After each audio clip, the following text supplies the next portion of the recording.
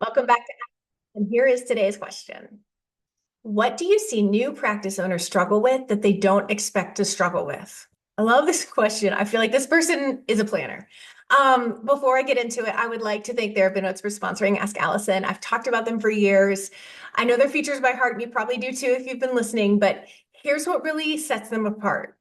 First, they genuinely care about your experience. It is not just about troubleshooting. They actively implement user-suggested features like therapy search, secure messaging, clinical outcome tracking, real-time insurance checks, and a smooth super bill process.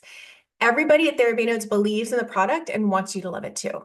Plus, they're independently owned, which means no venture capital and no pressure to prioritize investors over customers. This independence allows them to keep prices fair, focus on innovation, and prioritize customer experience. With over 100,000 therapists already on board, they've proven that you don't need to compromise success for quality. If you're ready to see for yourself, try TherapyNotes free for 2 months with the code ABUNDANT at therapynotes.com. All right. One of the biggest pitfalls is in new practice ownership is having unrealistic expectations about how quickly your practice will grow. So I want to set the record straight. Building a full private practice takes time, even if you're doing all the right things. The seeds that you plant today, like networking or optimizing your SEO, they might not sprout for months. So thinking about it like a home renovation. Always build in a contingency budget. This could mean having more savings than you think you'll need or taking on a part-time job while you grow your practice. That does not mean you're failing. It means that you are smart and you are strategic. The key is to stay patient and consistent with your marketing. Growth takes time. You might want to quit your marketing if you think you're supposed to have an automatic response to it. But in order to get where you need to go, you need to be consistent without the response that you want over a period of time. Another thing that happens is if you are starting out with a full or nearly full practice from a previous job, you might feel like you've hit the jackpot. So maybe you have left a group practice and you've brought a good number of your clients with you. And while that's an amazing start, it can come with a lot of challenges.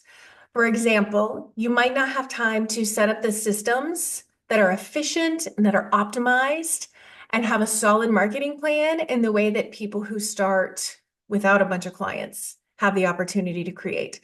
You may realize later that the clients you started with are not your ideal niche, and you might end up getting more of those clients because you're now building a reputation in a different niche.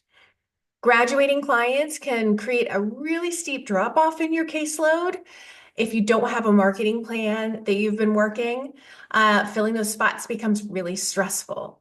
So if you're starting full, I want you to carve out time, just 1 to 2 hours a week to work on your business instead of in your business as a clinician.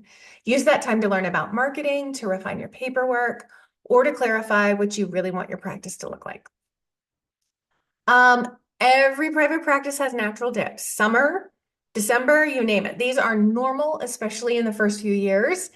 It's easy to let a dip trigger fear and panic, which can lead to overcorrecting or even creating a self-fulfilling prophecy. So instead of spiraling when you have a dip, I want you to save a little extra during the busier months to cover the slower months.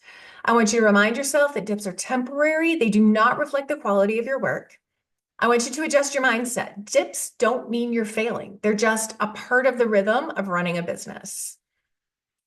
I want you to start with the end in mind. You can have what you want. If you don't want to work till 8 p.m., then don't work till 8 p.m.